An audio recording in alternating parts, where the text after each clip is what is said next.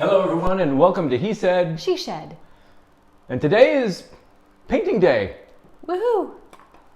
because we're going to paint, Yes, and we're wearing our painting clothes. because we're going to paint. Hang on. Painting's really boring. Are we sure we want to make them watch this? Maybe they want to watch paint dry.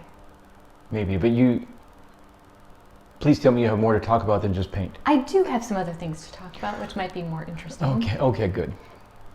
Good.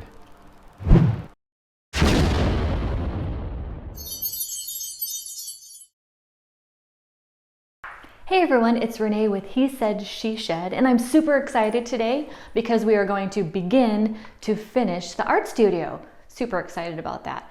So one of the products we're using today to paint is something from Metro Paint, which is in Portland, Oregon, and I'm really excited to use this product because they recycle and remake paint. And so part of what I'm going to be doing in the studio and future projects is upcycling. So the idea of starting the project with an upcycled product already is exciting to me. So what you're going to see over the course of many takes is a finished walls, which will be mountain snow, which should reflect light really well in here for some of our painting projects. And then also the plan is to do a palette wood ceiling. I mean, I've been on Pinterest, I've seen lots of cool designs. It will take some time to break them apart and do the slats. So we'll be putting the pink insulation up and then doing a palette wood slat finish ceiling. And then a fun faux beam across here to kind of make it rustic, but not as rustic as it is here with all the nails. So we'll try to make that a little bit more refined. And then there is a window over here behind that OSB. We're going to just paint and then we'll cut that out. And that's also where my workbench is going to be. There's some great light. It faces west. So sunset views there. I'm looking forward to that too. So there is a window hidden behind all of this. So anyway, this is going to take some time to do this, but hopefully this will be a time-lapse video so you won't have to sit there and literally watch paint dry. So more to come.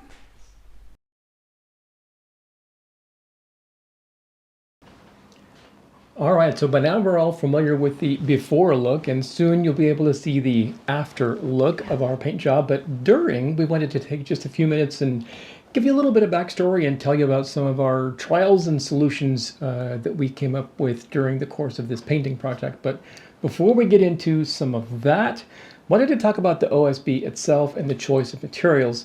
So why the heck did we choose OSB to clad the walls with versus something more traditional like sheetrock? Well, primarily it was actually driven by cost.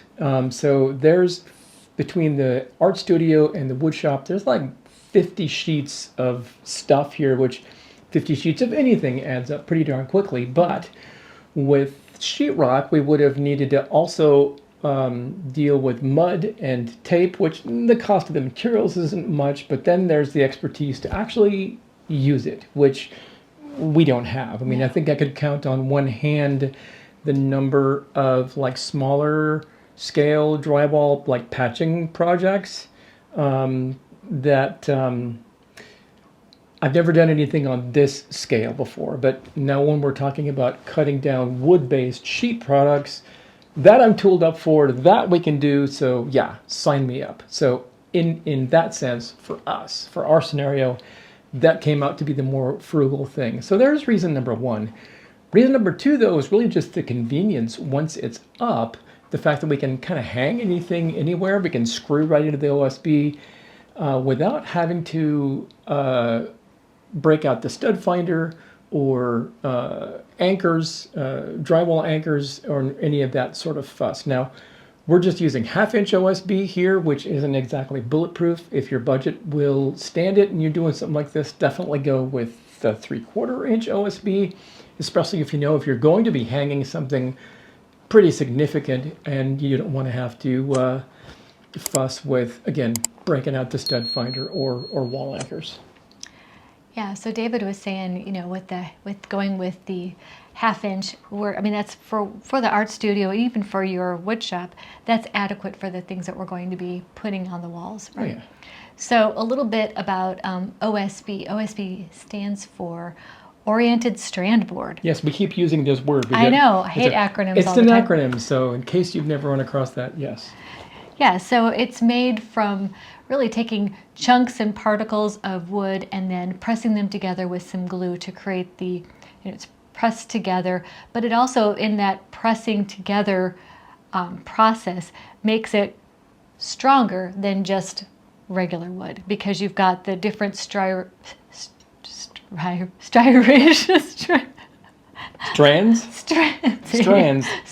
Striated It's very technical. Obviously, I'm not a technician, but anyway. Strands. So anyway, so it does make it extra strong and stable, and we don't have to have anchors, which I'm looking forward to, because obviously, when we start moving in, I want to be able to hang things up anywhere and not have to pull out the stud finder. Boop, boop, boop, boop, boop, boop, boop. Sorry, I had to do that. Anyway, so don't have to do that. I can just put things wherever I want them to be. So, and if I do decide to move them, it's a little bit more forgiving. Now with OSB, there is kind of a bumpy side, there's a textured side, and there's a smooth side. We decided to just hang it up with the bumpy side out, just because, we think about like our house, we have drywall, and then there's that orange peel textured stuff. So we have something smooth, we make it bumpy. So sheetrock comes smooth. Where did this custom come along from that we go to all this trouble to make it bumpy before we paint it, right? Yeah. So, whatever. Yeah. Anyway, so why break with tradition, right? So we're going bumpy. Yeah. So I'm hoping that it'll I guess hide more of the flaws and have a little bit more. And again, it doesn't matter. It is not in the house. I would not put OSB in the house. I like the orange peel that we have in the house, but I would prefer. I'm okay with the way it looks. So I've done some other smaller scale projects with paint over OSB, and the other reason for choosing the bumpy side out is you have a little bit less occurrence of the kind of puckering that will happen. Now the bumpy side, kind of waffle pattern side, isn't immune to this because we actually did have some occurrences of that in our space. But again, we had 50 sheets of stuff hung, and we had this happen in maybe like 5 places. Mm-hmm. So not a big deal. As far as how to mitigate that, how to remedy that, 2 ways to go about it that come to mind. You could grab a utility knife and just razor out the part that's lifted up and then slobber on some more paint if you're in a hurry. But I had every intention of doing that, but actually we got sucked into other things and I never got that done. And actually with time, once the paint dried out, the puckering sort of flattened out again by quite a little bit.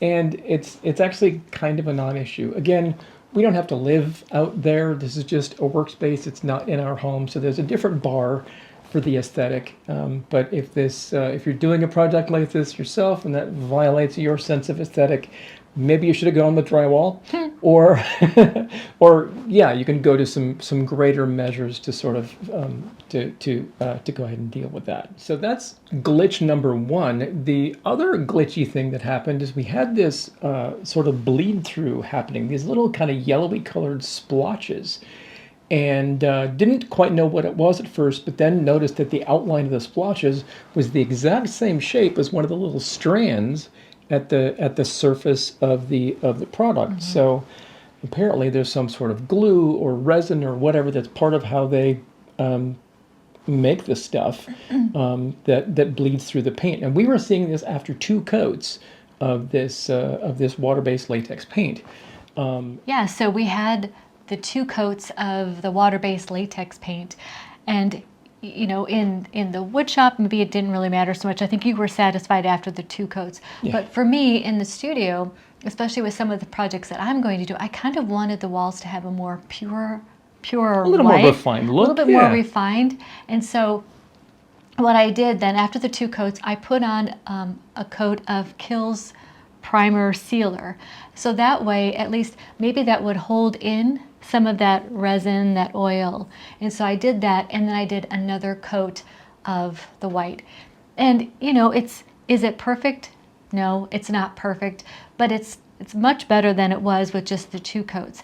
Now, perhaps we should have used an oil-based, primer to start, and then gone with an oil-based paint. It costs a little bit more, stinkier, but that may have been the way to go. And maybe you've done something like this before and you've painted OSB. Let us know in the comments what worked for you. And again, it could be that it's because it's white, it's going to show. If we had painted it a different color, maybe I should have painted it that yellow, but yeah, with some of those smaller scale projects that I'd done that I mentioned with paint over OSB, it wasn't white, it was a darker color. So as far as whatever the circumstances are that have aligned that had this happening, maybe it's just that the OSB was fairly freshly made and still wet, so to speak. So not sure exactly what all the combination of circumstances that sort of permitted this to happen, but yeah, a little bit of reading after the fact. There are definitely proponents out there that says, yeah, if you're going to paint over OSB, use an oil-based product. But we got kind of swept away by the idea of using the remade paint, the recycled paint, which happens to be a water-based latex thing. So we just went with that. But by the time we bought a couple gallons of sealer, maybe we would have come out even cost-wise for what it took to buy like an oil-based product to begin with. So yeah, if you've done a project like this, how did it go? How many coats did it take to get something that looked satisfactory? And were you using white or something else? Let us know your experiences, share with the community, and how'd that go for you? yeah.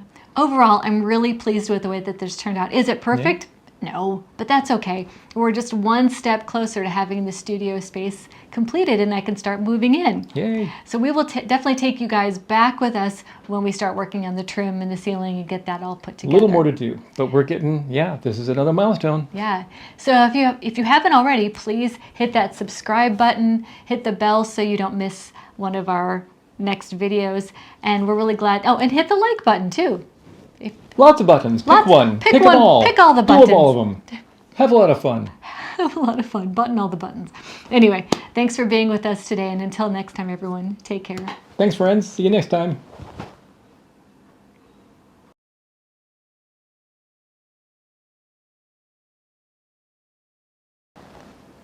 Okay, so by now everyone's familiar with blah, blah, blah, blah.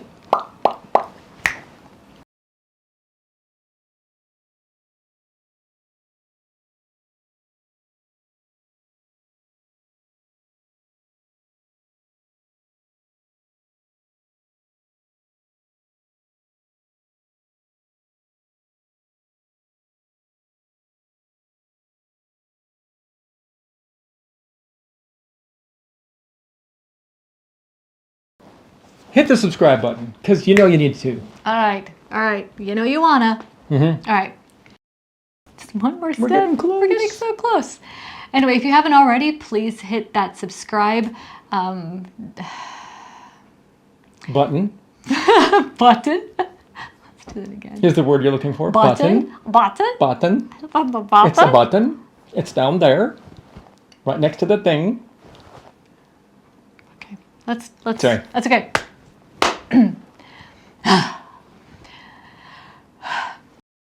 Thumbs up, let your friends know that we're out here. Please consider subscribing and ring the bell so you don't miss another episode. So until next time, everyone, take care. Thanks for being crap. Thanks for being here, friends. Bye-bye. Crap. Can you do your wrap up again? Is that okay? That'll work. Yep. It's a little That's okay. Okay.